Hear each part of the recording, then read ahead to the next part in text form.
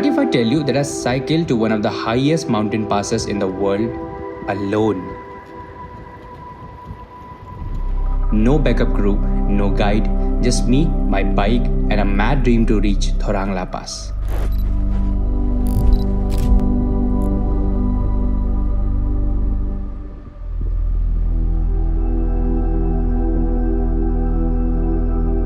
Some said it was impossible. Others called it dangerous. But I called it necessary. ऐसा नहीं लग रहा है कि फोटो फ्रेम होगा जो कि AI द्वारा बनाया गया होगा. The roads got tougher, oxygen thinner, but my will, it got louder. ये वाले जो थॉर्न्स है ना, ये मेरी लंका लगा रहे हैं, बहुत ही ज़्यादा वाट लगा रहे हैं. I met strangers who became friends, shared food, stories, and silent smiles. Kindness lives in the coldest places. The Himalayas don't test your legs, but they test your heart. There were nights when I questioned it all, and mornings when the mountain whispered, "Keep going."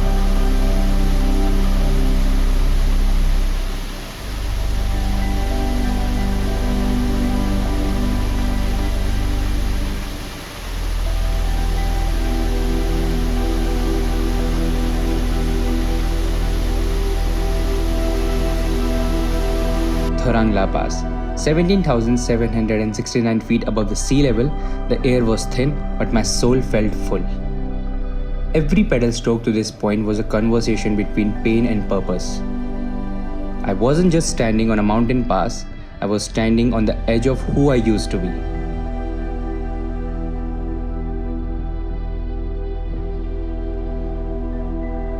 Here I came looking for the Himalayas. But I found resilience, beauty, and a version of myself I never knew existed. This journey changed me, and maybe if you watch closely, it will change you too. We all have a Thorang La to climb.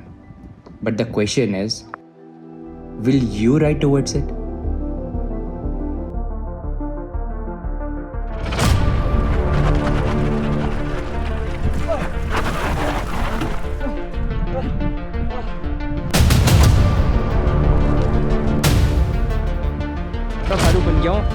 Oh God!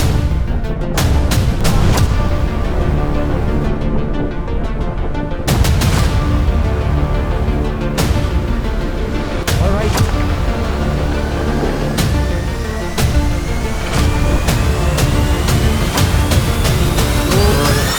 दोस्तों 12:45 हो रहे. मुझे लगा थोरंगला पास बहुत ऊपर है, but your boy Bhandari has made it. वो रहा थोरंगला पास. A day before leaving to Nepal, आज मैं जितना भी सामान है वो पैक कर रहा हूँ. एंड ये बोर्ड में मैंने लिस्ट बनाई थी जो सामान मुझे कैरी करना है. ऑलमोस्ट सारा सामान अभी रूम पे है. These are the 2 panniers bag which I'm gonna use in this trip. And ये जितना भी सामान है ये भी इसके अंदर जाएगा. एंड इस बेड की हालत देखो, अभी इतना सारे कपड़े भी इसके अंदर जाएंगे. अब देखो, अन्नपूर्णा सर्किट स्टार्ट करने के लिए मुझे पहुंचना था बेशी शहर, जो कि नेपाल में है. अब देहरादून से बेशी शहर की डायरेक्ट बस तो नहीं थी, तो my plan was to take a bus from Dehradun to Mahendra Nagar and then Mahendra Nagar to Pokhara and from Pokhara to Besisahar. Bye bye, मिलते हैं. और दोस्तों 7:15 में एग्जैक्ट हम आइसबीटी पहुंच गए. ये मुर्गा मेरे को गाड़ी में छोड़ना आया था और ये अपनी साइकिल फुल पैक कर दी है. ये मेरे पैनियर बैग. वहाँ कहीं बस लगी है. 7:15 की बस से निकलते हैं 7:30-8 बज जाएंगे. फिलहाल चलते हैं गाड़ी में और देखते हैं कि इसका कितना पैसा लेंगे. तो भाई फाइनली छत में रख रहे हैं. टिकट तो लगेगा ही, देख लेंगे बार्गेनिंग का क्या होता है. पहली बार रख रहा हूँ छत में, थोड़ा रिस्की रहता है वैसे छत में रखना, पर क्या करें, ऑप्शन ही नहीं. और मैंने बारिश नहीं होनी चाहिए. देखो, देहरादून से नेपाल की सिर्फ एक ही बस है जो रात को 8 बजे चलती है और सुबह पहुंचाती है आपको महेंद्र नगर नेपाल, जिसकी टिकट मैंने एक दिन पहले आईएसबीटी से लगभग 950 रुपए में बुक कर ली थी. और साइकिल रखने का मुझे 300 रुपए एक्स्ट्रा देने पड़े.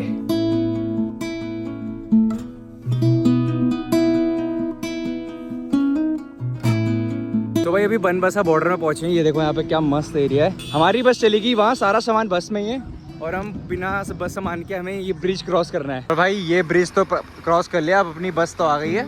अब शायद आगे जाके चेकिंग होगी. भाई अभी इतना गंदा स्कैम हो, मुझे जाने नहीं दे रहे. मुझे कस्टम ऑफिसर तक लेके गए और कस्टम ऑफिसर कह रहे 1000 रुपए लगेंगे. मैंने किस बात के 1000 रुपए? कह रहे मोटरसाइकिल के. मैंने कहा मोटरसाइकिल नहीं है सर, मोटरसाइकिल की साइकिल है. तो उन्होंने कहा अरे साइकिल है जाने दो, उन्होंने कुछ देखा भी नहीं। तो जो ऑफिसर थे उन्होंने कुछ नहीं बोला, जो बाहर के थे ना वो चोचलेबाजी कर रहे थे। बट आपके साथ कभी ऐसे सिचुएशन में फंसा ना तो कॉन्फिडेंट रहो बिल्कुल ही। उन्होंने मुझे 1000 रुपये का, मैंने कहा सीधा, मैंने कहा सर 1000 रुपये किस बात के? उन्होंने कहा मोटरसाइकिल के। यार चलो भाई फाइनली अपना सब कुछ हो गया, साइकिल का डब्बा खोलने की जरूरत नहीं पड़ी। चलते हैं अब, लेट्स गो। तो भाई सुबह के फाइनली 7 बजे हम पहुंच गए महेंद्र नगर बस अड्डे में। सबका सामान निकल गया, मेरी ये बची है बस। पीछे ना आर्मी वालों ने इसका पूरा डब्बा फाड़ दिया चेक करने के लिए कि अंदर साइकिल नहीं है, पुरानी है। बाकी इसके हालात आपको बाद में दिखाता हूँ। फिलहाल नाश्ता पानी करते हैं, इसको सामान यहाँ से हटाते हैं और यहीं से पोखरा की बस निकलेगी। तो अब 24 घंटे की मेरी पोखरा की यात्रा होगी यहाँ से। तो भाई सिम का काम भी हो गया है। 250 इंडियन करेंसी लगी है, मतलब 250 रुपये यहाँ पे तो चल जाता है महेंद्र नगर में इंडियन करेंसी। तो 250 इंडियन करेंसी लगी है। नमस्ते भारत करके यहाँ का जो सिम है वो अलग किया मैंने। एंड उस पर मतलब ये होता है कि तुम्हें अपना इंडियन आधार कार्ड चाहिए होता है। मम्मी पापा और दादा का नाम भी यूज़ करते हैं यहाँ पे। और उसके साथ मुझे 1 GB डेटा मिला है और 100 मिनट की कॉल फ्री मिली है। बाकी कल नेपाल पोखरा जाके एक रिचार्ज कराऊंगा जो है 7 दिन का 200 नेपाली रुपीज़। उसमें 12 GB डेटा मिलेगा एंड कुछ मिनट्स की आई गेस कॉल मिलेगी। देखो मैं यहाँ पे आ गया था सुबह 7 बजे और बस स्टैंड के बगल में होटल अप्पी नाम से एक होटल है। तो यहीं पे मैंने अभी नाश्ता किया है और मेरी पोखरा की बस 1 बजे की है। तो अभी मेरे पास टाइम है, कल रात को बस में बिल्कुल भी नींद नहीं आई। तो अभी थोड़ी देर यहाँ पे 1 से 1.5 घंटा मैं सोच रहा हूँ सो जाऊँ, तब तक मेरा लैपटॉप भी चार्ज हो रहा है और मेरा फ़ोन भी चार्ज हो रहा है। अब समय आ गया था यहाँ से सेकंड बस पकड़ के पोखरा जाने का, जो कि 20 घंटे का सफ़र होने वाला था। किस्मत खराब थी कि सबसे पीछे की सीट मिली, बट क्या कर सकते हैं। टिकट का प्राइस था 2500 नेपाली रुपीज़ और साइकिल रखने के लिए गए 800 नेपाली रुपीज़।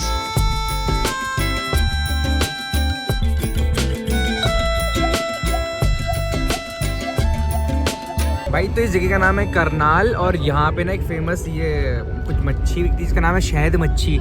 तो मेरे दोस्त हैं भट्टा भाई, उन्होंने कहा था ज़रूर खाना और ये भाई मिले, इन्होंने कहा कि खाते हैं। तो एक 50 की आती है, एक 100 की आती है। इन्होंने कहा 50 वाली में कांटे ज़्यादा होते हैं, तो हमने 100 की मंगाई है, इतनी बड़ी। कैसी है भाई जी? एक नंबर।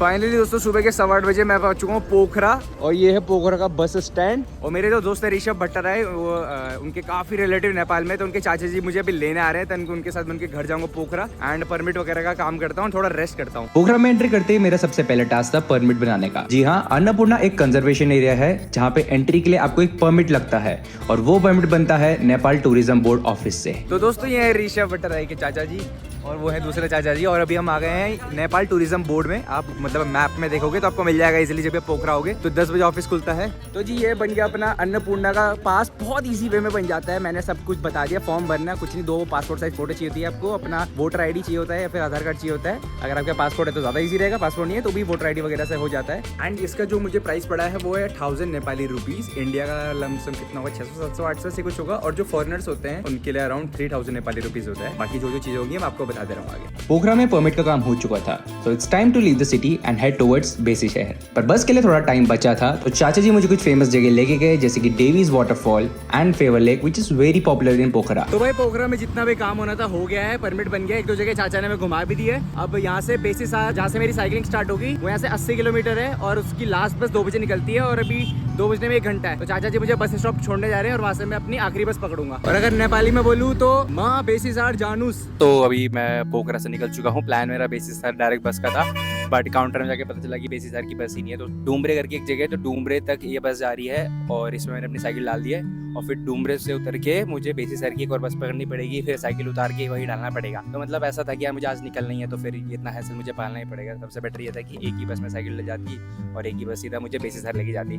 बट कोई नहीं, अगर आप कभी जाए अन्नपूर्णा सर्किट पोखरा से बेसी शहर आपको बस ना मिले तो आप डूमरे की बस पकड़ के वहाँ से दूसरी बस पकड़ के बेसी शहर जा सकते हैं। तो भाई डूमरे उतर गया हूँ मैं। ये मैंने अपना सामान रख दिया, गाड़ी ने मुझे वहाँ उतारा। अब देखो वो है मेरे साइकिल का डब्बा, उसको यहाँ से यहाँ लेके आना है। भाई सोलो ट्रैवलिंग में ना डर बहुत रहता है सामान का चोरी होने का, बहुत चीज़ें मैनेज करनी पड़ती है यार। वो देखो बेसी शहर की गाड़ी वहाँ लगी है, मैं अपना सामान रखा है। अब वहाँ जा रहा हूँ अपनी पेटी लेने के लिए साइकिल की। आई होप सेफ हो। 2 दिन की स्लीपलेस बस जर्नी और टोटल 4 बस बदलने के बाद मैं पहुंच जाता हूँ देहरादून से बेसी शहर। अब बेसी शहर मेरा स्वागत बारिश से करता है and it's time to unbox the bicycle again.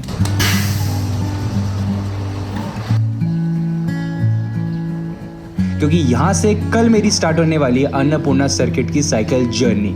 तो जी रूम ले लिया मैंने, सड़क किनारे एक लॉज दिखा, रेट पूछा 500 नेपाली, यानी होगा अराउंड 300 350 ऐसे कुछ होगा। ठीक है, ये है room.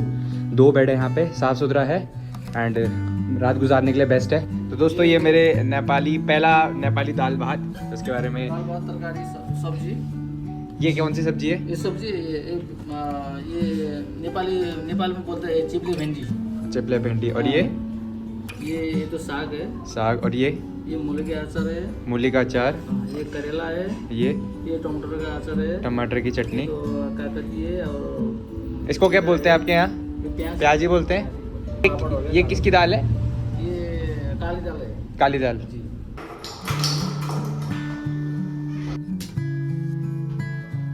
Nepali dal bhat power goes up to 24 hours. अब मेरी असली बाइक पैकिंग जर्नी स्टार्ट होगी। मुझे अपने इन दोनों बैग्स में special thanks to Ritika for this bag and special thanks to mister Akshay sir इस बैग के लिए। दो लोगों ने मुझे अपने अपने बैग पे रखे हैं।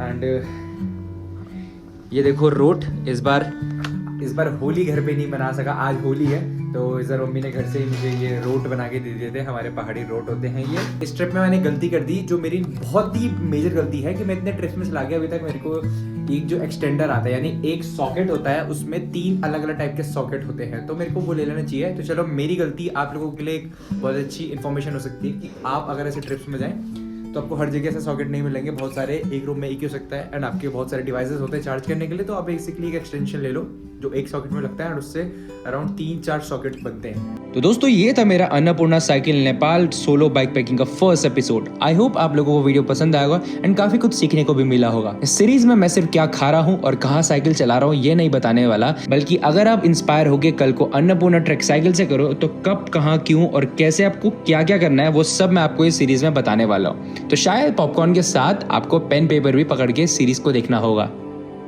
अब आने वाली वीडियोस में मैं आपको दूसरे देश के कुछ हसीन और खतरनाक रास्ते दिखाने वाला हूं।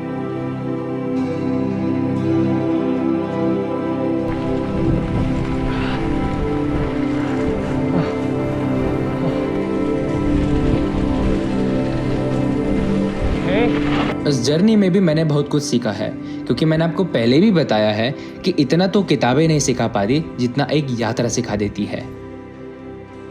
इस जर्नी में मैं काफी जगह पे थक गया था, रुकना भी चाहता था, लेकिन मंजिल ने कहा बस एक कदम और, and that one step changed everything. Mountains taught me one thing कि अगर हौसला हो तो कोई रास्ता मुश्किल नहीं होता। ये सिर्फ एक ट्रैवल डॉक्यूमेंट्री नहीं होने वाली है, ये एक याद, एक लेसन और एक नया नजरिया होने वाला है। You know, life is beautiful when you chase it beyond comfort zones. From Dehradun to Thurangla, her pedal ने एक कहानी लिखी, and if I can do it, so can you.